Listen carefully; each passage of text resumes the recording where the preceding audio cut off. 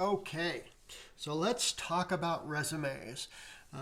This is going to be a fairly long, I'm going to try to keep it minimally long as an introduction to resumes. Now, in AA 193 last spring, which was a year ago, you should have done a resume, but I can't be sure that you guys did. And so we're going to go through that whole process again, and we're going to discuss it because a creative resume is not like any other resume you've ever written, and it's certainly not a Word template or anything of the sort. Creative resumes are supposed to be unique. They can be make or break you just as easily as a portfolio if there's mistakes or errors in your resume. So it is an important thing. Take it seriously. So resumes are used by job seekers of all types to help them land or change employment. Many of these important documents are produced annually, but most have little verbal or visual impact. In fact, most resumes, to say the least, are forgettable. They go into the circular file cabinet. Okay? Your creative resume should be exceptional. It must elevate you above the crowd and clearly show that you can produce results. It should link your needs with those of a potential employer. Above all, your creative resume must stimulate the employer to meet and interview you. Like most creative professionals, you may assemble many resumes during your career. The resume is a living document. The first might be for an internship, cooperative work experience, or a summer job. Later, when you seek a full-time entry-level position, the resume becomes a critical part of your job search package. Whenever you change your employment, an updated resume is necessary. The resume might also be used effectively when consulting or applying for grants and fellowships. Okay, so the creative resume is a special tool. It establishes your credibility. It leaves a lasting impression. The creative resume is a crisp self-advertisement, a polished mirror for you. It establishes in the mind of the employer your personal identity. The creative resume must show you as a direct benefit to the company, organization, or institution. Remember, the first thing is it has to get you an interview. So resume contents will vary from one individual to another. Each of you have your own unique data. Emphasize that. Beware of the packaged resume produced by Resume Services. And in the creative field, it's even worse. Beware the template. Beware the creative template resume. Strive to be concise yet distinctive. Employers are interested in your unique talents. The creative resume is built on individual differences rather than your similarities. Okay? So your creative resume need not fit one correct writing style. It just needs to be consistent through the entire resume. It also needs to match your personal identity. You need to keep creative resumes brief, clear, and error-free. Use active, correct grammar. Don't trust yourself as the sole editor. Have at least 3, if not 4, people proofread your resume besides you. Okay? Feedback during the preliminary writing stage will help you to refine your presentation. Rely on, we won't worry about some of this other stuff in here. Okay, so be and use constructive and use each other, okay? Use each other's feedback. Many of us have hunted for different jobs in different places, and we all have different opinions, and we have all had things that were effective or not effective. Some of you, this may be your first real resume. Okay? So the employment objective. A short to the point job objective is appropriate when applying for a specific position beyond entry level. Okay? What is your objective? What do you hope to achieve? Okay? Other than, this is different than your cover letter. You put a small section in there about what you want or hope to achieve. If you decide to use a placement agency, the job objective is necessary to link you with potential employers. It helps target your employment more exactly by listing different people, or whether you're a package designer, or whether you're a technical illustrator as your job. Do you want management? Do you feel that you have management potential? Okay. Now, you want to avoid multi-sentence or full paragraph job objectives. That's going to get too tedious to read. They tend to confuse the employer rather than to clarify your intentions. Okay? So, some of the things that are on your resume. Personal information. Personal information needs to be presented clearly on your resume. It should have your name, address, telephone number, website, and email address. Okay? Don't forget the zip code portion of the address. Just because you don't know if they're going to mail you something. Remember that most interview appointments and other negotiations are conducted by telephone or email. A resume listing 2 telephone numbers or addresses can be confusing and annoying. Okay, this also goes, don't have 2 telephone numbers, don't have 2 different email addresses. Keep it absolutely simple. Keep potential employers notified by telephone or by email of your whereabouts. Your creative resume will have a longer working life if the address and phone number and email address remain unchanged. Additional information should be weighed very, very carefully. Employers are prevented by law from asking you things like age, marital status, or whatever. Okay? But we know that employers prefer younger or married employees and blah, blah, blah. It all depends. Okay? Personal interests may give you extra dimension, particularly if they relate to your target position. 2 or 3 personal interests, say sports or hobbies, that suggest real involvement. Including more items may indicate a lack of focus. When in doubt, leave personal interests out of the entire creative resume. So if you have doubts, just leave it out. Okay? Your education and training. So your education is a vital resume topic when you search for an internship or co-op position or for your initial job. It diminishes in priority as you gain significant work experience. Your alma mater brands you with a certain identity. Alumni networks and associates of your professors will usually give you an edge when you are doing a job search. Your performance in college predicts your job performance. Educational references on the creative resume demand clarity, consistency, and strategic position. List your educational data in reverse chronological order. The sequence ensures that your latest experience is read first. Include your college degrees with dates conferred. Okay? Now, you don't need to include the month or the day. You can simply report the year as long as you are consistent throughout the entire resume. Okay? Some educators have a high regional, national, or international profile. Concentrated study in such an individual or faculty team may open special doors.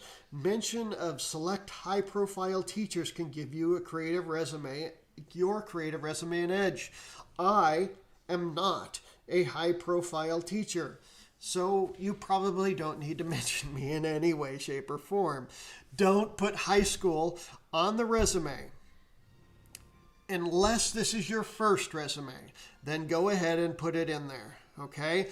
Just like later on, if you get a bachelor's degree, you will probably not include the AA degree unless they're different fields, okay? Okay. Seminars and workshops. Lots of people put seminars and workshops on their resumes.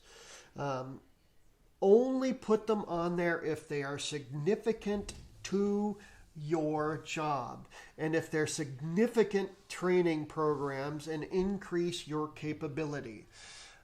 If it's a one day, make yourself feel good self-help seminar, don't put that. That's not a seminar or workshop that you want to have on your resume.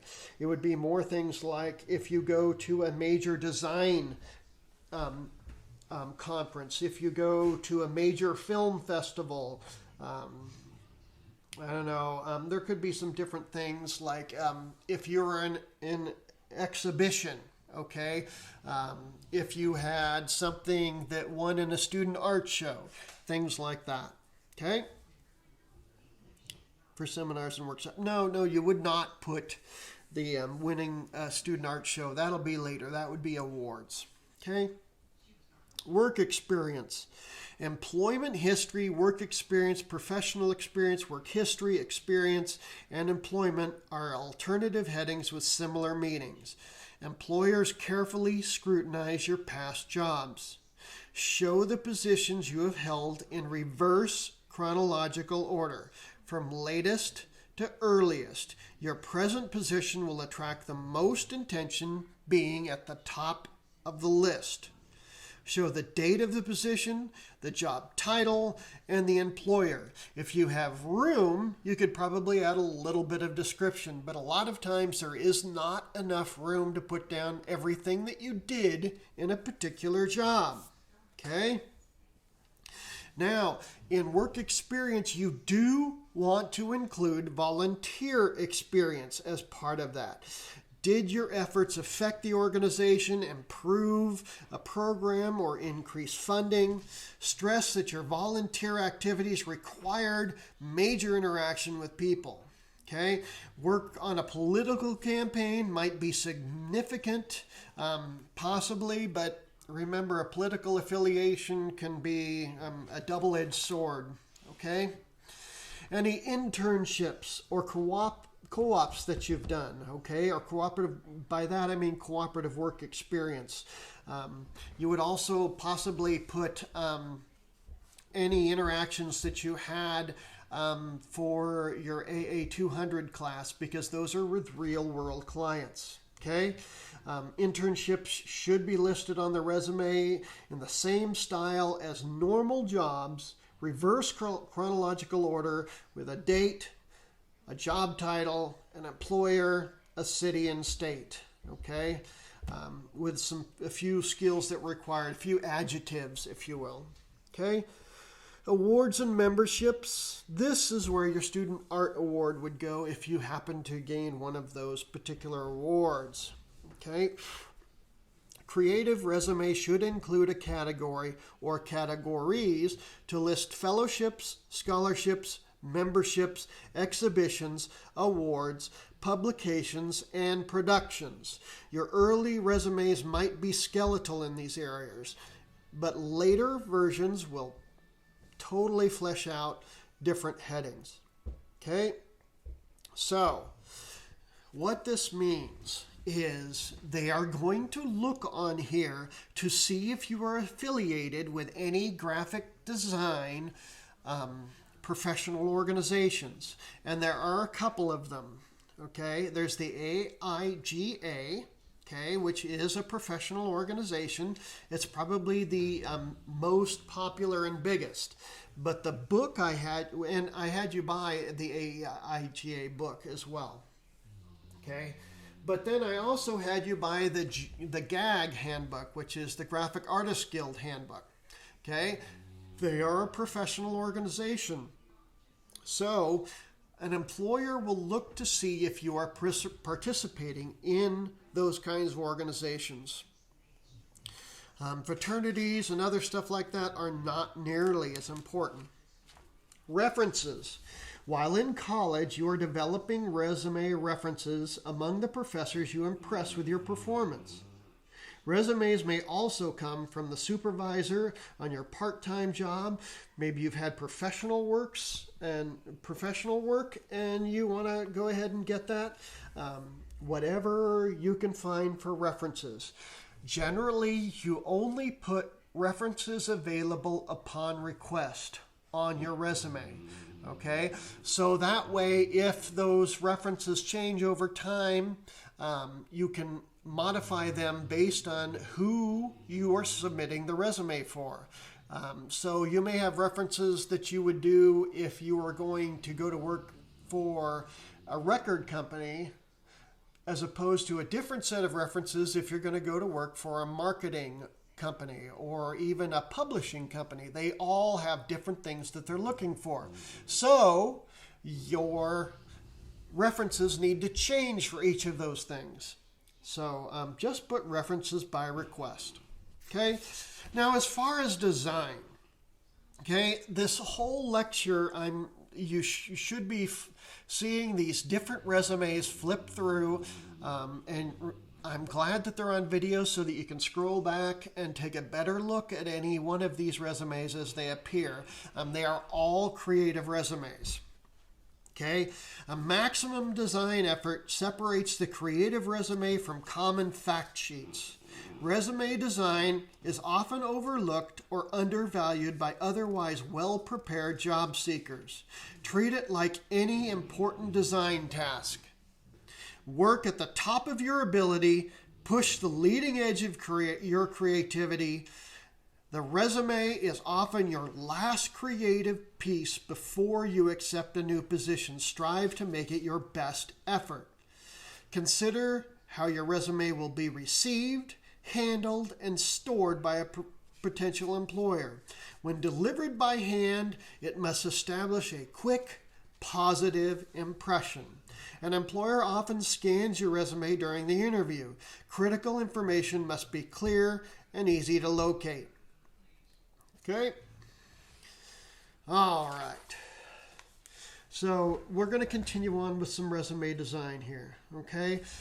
Generally, it is an 8.5 by 11 sheet. There are several different feelings. Some people say a resume should not be longer than one page. I kind of fall into that category as well. Now, eventually, if you end up published or some of those other things, then you will probably need a longer resume. But in the beginning parts, keep it to one page, make it simple, make it quick to reference and quick to look through. Okay? Now, your resume should reflect your design sensibilities and your creative abilities. Okay, so like a calligrapher might blend elegant hand-lettered headlines with appropriate body type. Okay, an advertising resume might resemble a full-page ad with stress on a creative headline and an integrated photo or illustration. Okay. There's lots of different vernaculars if you look through the different resumes that are showing up. One of them in there looks like it was the vernacular of a Facebook page. So they made it all look like a Facebook page. Okay?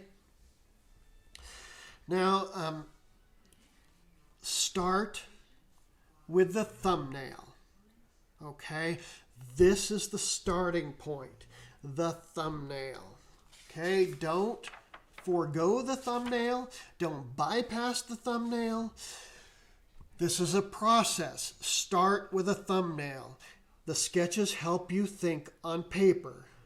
You transform ideas into visual reality with these structured doodles. Thumbnail techniques are easy to master and are useful for developing the creative resume.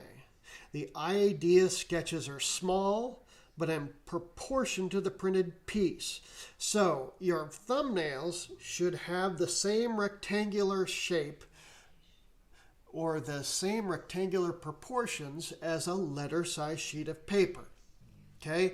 Now, a resume does not have to be vertical. A resume can be horizontal, and you'll see that in some of the examples that come up. Okay, so it can be landscape or portrait. Okay, but it needs to match the rest of your identity. So if the rest of your identity, say your business cards are vertical, keep your resume vertical. If your business cards are horizontal, then go ahead and make your resume horizontal or make your resume vertical, because a horizontal business card is fairly normal. Okay? So sketch this thing out. Now the lines, they don't have to be exact. You don't even need to know for sure that it's the right size, okay? It's just a matter of, okay, I have these things that I have to put on here. Where can they fit and look nice? All right, so there's quite a few thumbnails that you're going to see as popping through this, and then you'll even get into some mock-ups. But don't even put letters down. Just the lines, that's called Greeking. Okay, when you just put a line to represent where a line of text is supposed to go. Okay, so then mock-ups. Okay, some of you tend to go straight to the mock-up phase. And that can be okay as long as you don't destroy any of the process. It's too easy in a computer process to throw away stuff that you decide not to go with, when you may need to go back to that later on. That's one reasons I prefer to sketch by hand for my thumbnails, is because I can look back and I'm not erasing any of that stuff, and I can use it for other things if I don't use it for this particular project. Whereas if it's a computer thumbnail or computer mock-ups, I may not know where that stuff has ended up. Okay, so the mock-up, again, doesn't necessarily need to have the information. It could just have filler text. You may start to play with what kind of font maybe you might want to use. Maybe you're going to have a big initial on there somewhere or something. You can kind of think about that. But if you're going to go straight to the mock-up phase, then consider starting with a thumbnail of a grid and then going to that, okay? Resume grids are important. Grids can help you organize the data on the resume. Try using them as a tool to help suggest layout positions on your blank page. Grids provide a skeletal structure for types, photo, and illustrations. Grids separate information to enhance readability. Your resume achieves a disciplined, cohesive look when grid layout is applied. Since grids reduce the number of decision points on the page, they will actually increase the speed of your layout process. For maximum design flexibility, structure your resume in narrow columns. Okay? You don't have to use that column width, but the more columns you have, the more flexibility you have. Okay? Anywhere from 4 to 5 columns across there. And don't forget to include the gutter as part of your grid. Okay? Consider orienting your resume horizontally. While that isn't common, this position allows upwards of 7 or 8 columns in your grid layout. Horizontal resumes comfortably accommodate the short information blocks typical of entry-level resumes. When designing your resume grid, type lines, be very careful about how the type lines lay out your margins and column widths so your items sit very, very comfortably on the page. To design a logical resume grid, analyze your typeset or typewritten data, locate the shortest subject block, determine how many of these units will fill a single column, plan for heads and paragraph spacing. Multiply this number by the number of columns on the page to establish a workable grid. Remember, a grid is not dead. You can add things to a grid as you're working and you decide you need more columns. Okay? But make sure that everything you created before that point adheres to the new grid, or it's not going to look right. Okay? Page margins and alleys or gutters are arbitrary.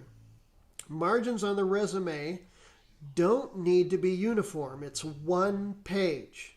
Okay? You'll see that some of the grids that I'm showing you are modular grids, okay? Not necessarily normal. Some of them are canted a little bit. There's no right way as long as it's creative and as long as it's organized, okay? So, item 1. Your resume should be in color, folks, okay? Now, don't get crazy with color. It should be a minimum of colors, and they should be readable. So hopefully in your personal identity, you have some colors that can work as text, because yellow doesn't work, okay? Another thing you want to be cognizant of is it may look cool, but if your resume is ever going to be printed, don't make a black resume. You will see an example of one of my resumes that's black. That was designed to be a digital-only resume, okay? Because that won't print out very well in the real world. Okay, so be aware of that, okay? So keep it within your personal identity. Okay. Now, if you decide to use photography, the photography in your resume should match the vernacular of your resume itself. Okay. So if your resume is say, trying to look like a Facebook page or something like that, or maybe a passport, then the photo should be part of that vernacular. It should have that feeling to it. Okay. You can add special effects to a resume, like an embosser. For some of the work that we do with Clumbers, I have a Clumber Profile embosser, which adds a really nice, unique feel to it. So you could have your own personal seal, or maybe your return address is actually an embosser. It all depends upon how much you want to spend on things. But don't forget that you can actually emboss by hand if you have an embosser. Okay? Resume paper should be of quality and should be the appropriate vernacular for your particular resume. All right? So if it's going to be printed, resume, it's really nice if it has a unique feel to it. Is it tactile? What's the tooth like? Is it more of a vellum-like? Is it on a plastic almost? Or is it a nice rice paper that has some texture to it? A lot of that will have to do with whether or not you're going to print it on a laser printer or whether you're going to print it on an inkjet printer. Because an inkjet printer can't use as many different mediums as a laser printer can because of the ink getting all over the place. But don't forget that a laser printer can have some serious issues with being lifted off of the page. It does not take a lot to lift toner off of some papers. So be very, very careful of that. But it is okay to use a nice bonded paper that maybe has a slight watermark from the manufacturer of the paper in it. Okay? But you probably want to stay away from the classic ivory resume paper. That is so Microsoft, that is so boring, that is so corporate America. That is not where you want your creative resume to be. Okay? What's really kind of fun and interesting is, in the creative world, if you were to do your resume on a typewriter, it would mean more. It would just be as interesting to many people. Like if you could have your resume letterpress printed, that would be really unique, especially if you were the one that printed them. And I'm sorry we don't have a letterpress available to do that right now. but the tactile quality of a typewriter, the unique quality of it, speaks more to creatives than it would to, say, somebody in corporate America. They would think that was weird and stupid, and why are you using a typewriter in the first place? Okay? The typography on your resume needs to be immaculate. Okay? So if you're using large headings, go in, adjust kerning, or that's just going to jump out and scream at the creative director who happens to interview you. So be very careful and very cognizant of that when you're working through your resume. Okay, so proper preparation of your resume manuscript can save both time and money. Okay, printing your resume out and then realizing there's a mistake is going to cost you guys money, and there's no reason to do that. Okay, so once you've gotten through the mock-up phase, then you're going to go into something that we used to call the mechanical. We kind of call it the rough stage, and generally in this instance, it's going to be a computer rough, unless you're going to do your entire resume by hand, which would be kind of interesting and different. Maybe if your resume was, say, a bulletin board and you decided to put up different pieces of paper and almost collaged on a bulletin board kind of surface so it looked like it was a public post thing, but it was really your resume, that might be interesting and creative. Might be a bit too scrapbooky. Who knows? But there's certainly lots of different printing alternatives when you're working through that. Okay? I would avoid trying to do an 11 by 17 resume that's folded. Again, that becomes more than one page, and a fold, unless it's done really, really well, is going to look very, very awful. So be cognizant of all these different things. This resume may be the first thing a prospective employer sees of yours. Okay? Now, because of the modern technology in the world, generally a designer will have two different resumes. Okay? They'll have the creative resume that's the normal creative resume that can be saved as a PDF so it can be uploaded. It looks nice. It can be printed well. But then they'll also have a type or a text kind of version of the resume. Because of online employment, which is really, really common nowadays, we end up sometimes having to upload just text versions where there's no pictures or anything like that. Now, I can tell you that when I've done interviews for instructors at Lynn Benton, very, very few of them have had creative resumes. Their resumes don't speak to their strengths. They look very boring, very generic, and very uninteresting for me as a graphic designer. So don't be that designer. Be creative. Make it interesting. Have fun with it. But keep it within your corporate identity. Don't make it so different that it does not fit in with the rest of your personal identity. Okay? All right. We're going to get to thumbnailing resumes.